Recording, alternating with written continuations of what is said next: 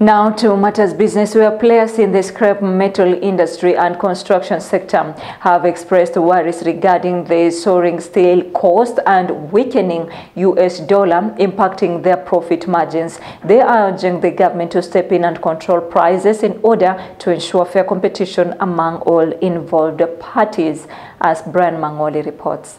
The construction and scrap metal industry decry high steel prices attributing to Kenya's shilling strengthening against the US dollar, which has resulted in a turnout of overall sales. In January this year, shillings had crashed the 160 points against the US dollars to record its lowest level record at 163 shillings in a span of 3 months. Shillings.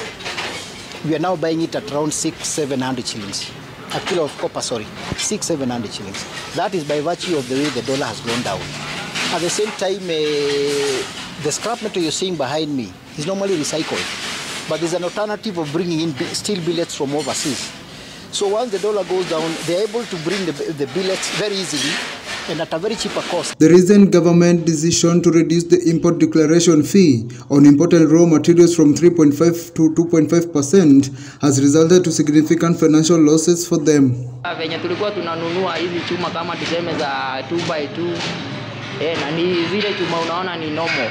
Kila fundo wa welding lazima awe anatumia chuma kama hizo. 1/2 unapata 2x2 kitabu ilikuwa kuanzia 12 100 saiko juu na bei kubwa sana. Payment has gone up. Even the people that you have at the site, most of the casual laborers and the professionals at the masonry and all those, we had gotten to a point whereby they cannot work on the previous rates that we were giving them.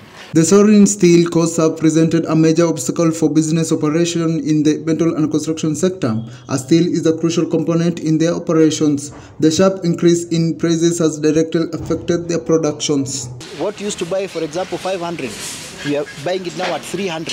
And possibly most of us were found with the dollar reduction with a lot of stock in us. If you drop the scrap prices by over 40%, but you don't drop the steel prices, you know, I mean, does it make any sense? It's in the same industry that they were in, and recently they procured the material, and maybe you got bulk when the dollar was a little bit up, so merging the two could be a little bit tricky. The scrap metal dealers are now calling upon the Ministry of Trade and Scrap Metal Council to work closely to regulate the prices to create a level playing field. To Now News at 1, Brian Mangoli.